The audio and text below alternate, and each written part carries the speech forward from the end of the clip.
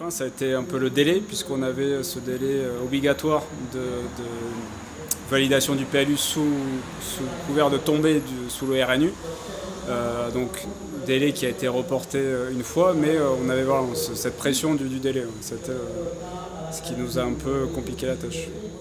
Alors nous on avait travaillé sur le PLU de Bémao, donc c'est sûr qu'on n'est pas du tout sur la même typologie de commune. Hein. Ici on est sur une commune plutôt rurale, donc avec des enjeux de préservation des terres agricoles, donc qui sont voilà, un gros enjeu de plus en plus réglementairement au niveau de la législation nationale, on a de plus en plus de contraintes. Donc c'est vrai qu'on ne pouvait pas faire ce qu'on voulait sur le déclassement de terrain, sur la création de nouvelles zones à urbaniser. On veut mettre l'accent, la priorité sur les bourgs, hein, puisque c'est là que se trouvent déjà des logements, c'est là que se trouvent des activités, c'est là que se trouvent des équipements.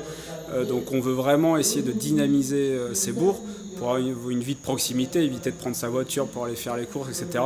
Mais voilà, on est face à des difficultés en termes de bâti, en termes de foncier. Donc il y a différentes choses qui sont mises en place. Hein. La commune travaille avec l'établissement public foncier pour essayer de mobiliser du foncier. Mais c'est quelque chose qui prendra beaucoup de temps et on verra peu de nouveaux logements dans les premières années. La chance de Baïf, quand même, c'est d'avoir, par rapport à d'autres communes, c'est qu'on a le bourg qui est au bord de la nationale, qui est au bord de la mer.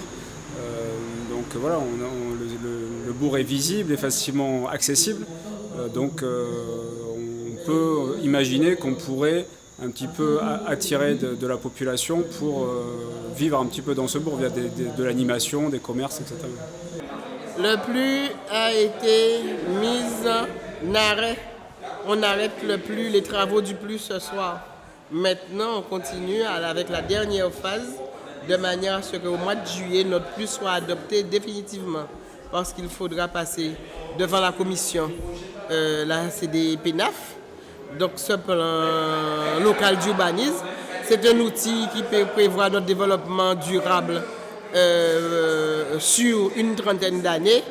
Donc, quelque part aujourd'hui, on a encore à travailler pour affiner, amender et revoir toute la réglementation. Parce que quelque part, demain, ce plus-là, il sera applicable, mais il ne doit pas être applicable et qu'on trouve des failles de manière à ce qu'on ne puisse, par exemple, je prends l'exemple, ne pas accorder un permis de construire dans une zone où il ne pose pas de problème. Donc cela veut dire qu'on a encore un petit travail d'ajustement à faire et il sera vraiment adopté à la fin du mois de juillet-août.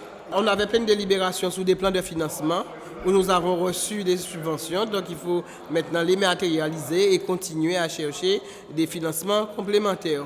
Et nous avions aussi les travaux du cimetière qui ont été réalisés, terminés, achevés. La première tranche, surtout pour le cimetière de Brarimbault. Donc il fallait modifier le règlement intérieur, il fallait tout revoir tous les contours, de manière à mieux informer la population, à mieux renseigner la population et surtout de dire à la population qu'est-ce qu'ils ont à leur disposition dans ce niveau cimetière. Parce que ce qu'il y a de nouveau, c'est que nous avons un espace cinéraire avec jardin de souvenirs en feu et des cases de columbarium.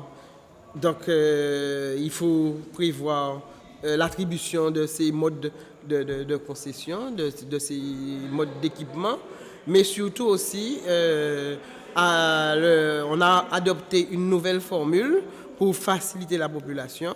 Parce qu'aujourd'hui, quand même, quand on constate, les personnes dépensent entre 15 000 euros et 10 000 euros pour concession et construction de caveaux. Donc nous, on a utilisé une formule, comme on a eu des subventions, donc on a diminué le montant de manière à ce que les gens aient en finalité un produit tout fini, un caveau préaménagé, prééquipé, où ils auront seulement à rajouter dessus leur chapelle. Alors la Chambre régionale des comptes a fait des observations sur 3 points. C'était sur des créances que nous avons régularisées concernant les charges sociales, qui ne datent pas de notre mandature, qui datent bien des anciennes mandatures, de l'ancienne mandature, de mon prédécesseur, de 2010, 2012, 2013, oui, 2010, 2011, 2012, 2013. Et puis aussi, il a fallu comprendre un peu le mécanisme.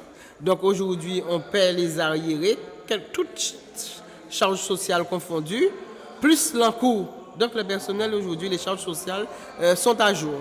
Et puis sur notre budget, où il y a des choses que nous avons contestées avec la Chambre régionale des comptes, et qui, quelque part, on ne reste pas d'accord avec leurs préconisations, surtout qu'ils parlent d'augmenter les impôts. Et avec la nouvelle loi Macron, on se pose plein de questions. Les dotations sont en baisse et on sent qu'en fait, la Chambre régionale des comptes n'a pas tenu compte des premières préconisations sur les 3 ans passés. Surtout quand nous avons un plan de redressement et qu'on travaillait de concert avec les services de l'État. Il faut assurer la montée en puissance. Ça fait 3 ans que nous sommes là. J'estime qu'aujourd'hui, nous avons fait un long chemin en ne payant que des dettes qui ne sont pas de notre ressort. Aujourd'hui, il nous faut assurer la montée en puissance en faisant venir du sang neuf pour aider le personnel volontaire, pour les aider, pour qu'il y ait d'autres bois et qui aillent sur d'autres sujets pour qu'on puisse progresser dans la collectivité.